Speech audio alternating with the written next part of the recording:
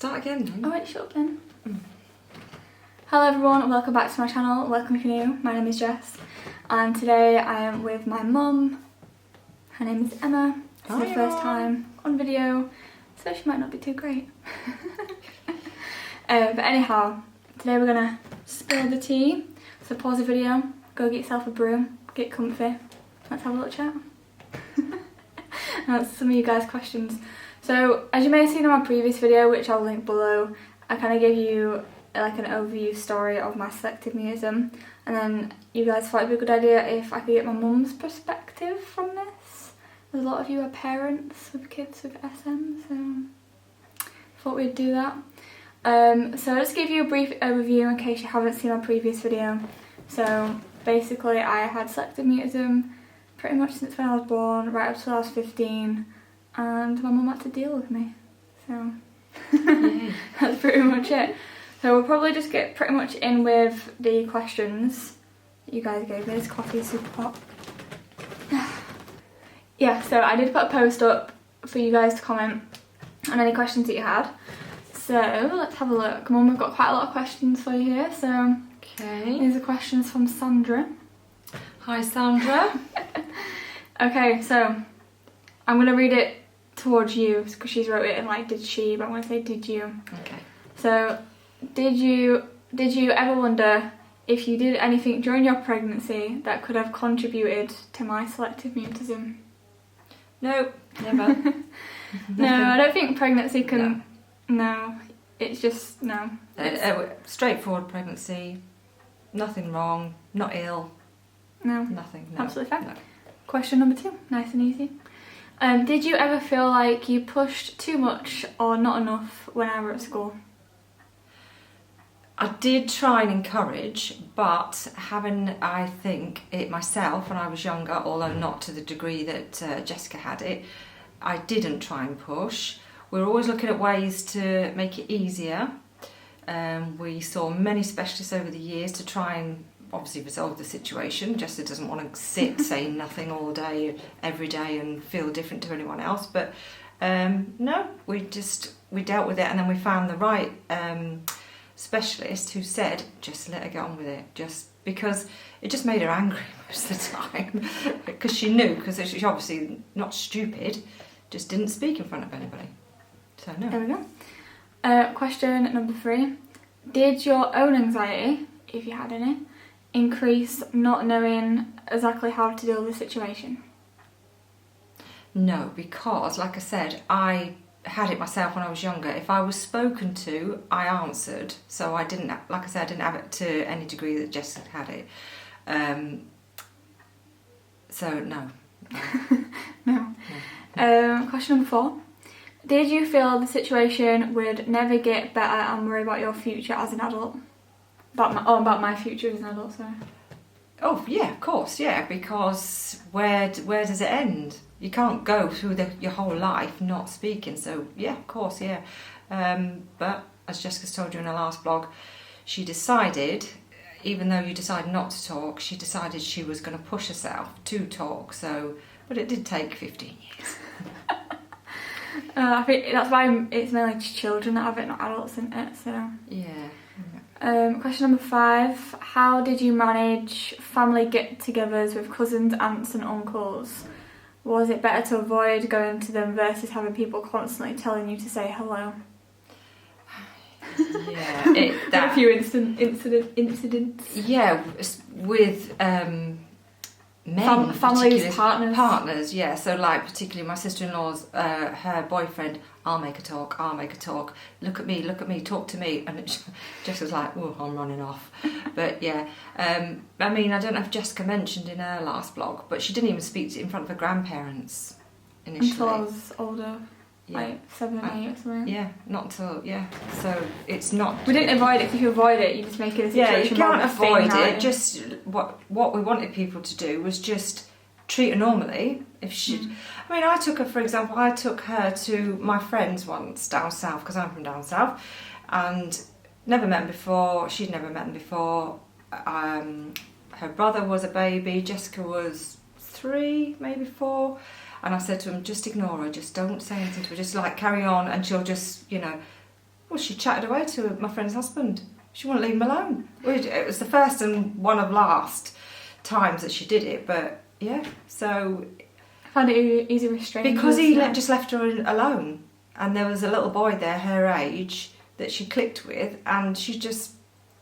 Because she was left to it and nobody pressurised her, nobody spoke to her directly, just spoke to her as if there was nothing wrong. And that didn't happen very often, but yeah. No. Question, I think this is number 6. These are still all Sandra's. Did you ever arrange playdates, either at your requests or hers? Well, we did from school, didn't I? Oh yeah, she had friends home quite a lot. Yeah. Which went to 2 different schools, and she had 2 best friends. But yeah, we had people back. Certain people she'd speak in front of, kids, not all the time. And she still went to parties. She still had her own parties. It didn't stop her having a life at all. She just didn't speak. Pretty much. Question number 7. This is the last one from Sandra. What helped you most, as in support in living through this daily challenge? Having had it myself. Yeah. Because Jessica's dad used to say, well, Jessica's dad was very shy, so he understood it to a degree, but not to the degree. So he'd try, and sometimes he'd say, come on, Jessica, come on, you can do it, come on. And you're like, no, she can't. So, no. Okay. Moving on to Jane's question. Is there selective mutism in the family? Which you kind of did, didn't you? Do you have siblings? I don't know if that means me or you, but we both do. Yes. Yeah. If so, do they have selective mutism? No. All extremely shy. There's not one of us that's not shy. My brothers and sisters, all shy, quiet. Jessica's brother. I was just the extreme version. Yeah. It's not shyness. It isn't shyness. It's a big step more than that. So, yeah. Question number 7. I'm losing count. From Gian. Is that Gian? Jessica, I haven't got my glasses on. Joanne. So it's J-E. J-E. Gian. I don't know. Oh, I don't know. I can't see. My biggest concern for my 10-year-old is that he'll struggle to make friends and keep them if he doesn't talk much. Any advice? If you get a good friend, like Jessica did, in her first school she had one friend at Stockfire, and then when she moved on to the next school she had a best friend Evie, and she just understood it. Still my friends now? Yeah, still a friend now. Good friends. So yeah. Just there are people out there that will understand, and like Jessica spoke to her at home, and they had this sort of, I'd say, a bond. And especially now with social networking, they can talk online. Oh yeah, Jessica talked online with what were we playing? Like Xbox and stuff, yeah, so especially these days it's easier to keep in touch with friends, isn't it? So next question, which I think is number 8, but I have lost count. Victoria.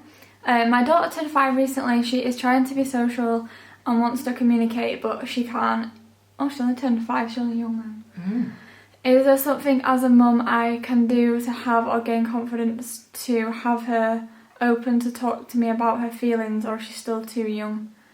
Obviously she's still too young, she probably don't understand it much herself. You know, she won't, but just do what you would do with any normal 5-year-old. Don't treat her differently. Don't treat her any differently. Because she'll hate that. The more different you try and treat them, or mollycoddle them, or make them do things, it makes them draw back into themselves even more. Makes you pull away, yeah. It's like... And puts them off situations. So I used to take her all over the place, do everything I would do normally.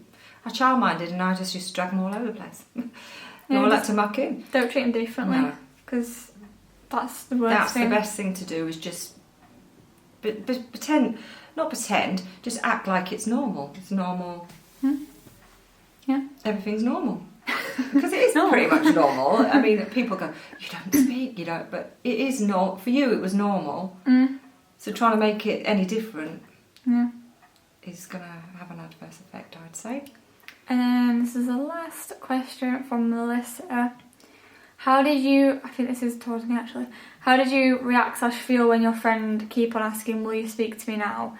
Did you feel more anxiety, or how did your mum handle the situation? Anything a parent or child can do to avoid such questions or awkwardness? We can't avoid it because kids are always going to ask it because they think, why is this other kid not talking to me? There's nothing you can do, to be honest, just nothing. Kids are bored of it. Kids get used to it. Kids got bored of me, so... And just got on with it. It became the norm. Kids it's the adults that can put. Yeah, I had a harder time with adults than I did other because kids. they couldn't understand it, and they always thought they could fix it. So yeah. Yeah, it's like they all thought they could be the one to make me talk. There's like a challenge to them, and I was like, no, you're just going to make me 1,000 times worse. Jessica's teachers had a lot of problems because they had dreams about Jessica speaking. They actually traumatised me. Yeah, trying to put thumbs up and drawing attention to herself again. But we went through the whole school, having meetings, having chats, trying to work things out, trying to make it better, but without putting pressure. So you just have to try and be as normal as possible. All I wanted was for everyone to leave me alone. And just to get on with it, and I did in my own time. So you didn't get bullied, which I'm very surprised at, but no. No, got the odd name, like Mute Girl. But there's a lad that used to chase you sometimes, didn't he? Who was that? Maybe in primary school, but that was me and Evie though. Yeah. So yeah, that was nothing serious. Nothing to do with the fact you couldn't speak. Didn't speak. Look at me now, I'm absolutely fine. So there's, I genuinely believe you grow out of it. Like, I know there's all therapy and drugs and things, but I genuinely do believe you grow out of it because I'm living proof. But that's just me. Me personally, never consider the drug route. Just weren't going to go there. So once you go down that route, if you start taking something stronger, then you've got to wean them off it, and then it might lead them to thinking they need drugs to be normal, and then they might rely on them, and then when they're older, that's just our personal opinion, but they might be on antidepressants. She wasn't ill. Yeah, it's a mental problem, not an illness. I wouldn't say. Not that severe. It didn't like change my life. No. I still had friends, played out, did normal kid stuff. So yeah. But there are all the questions, so thanks very much for the questions. I hope that helped. If not, if you have any more questions, leave them below. But yeah, I hope you enjoyed this video. Please give it a like. And I shall see you guys next week.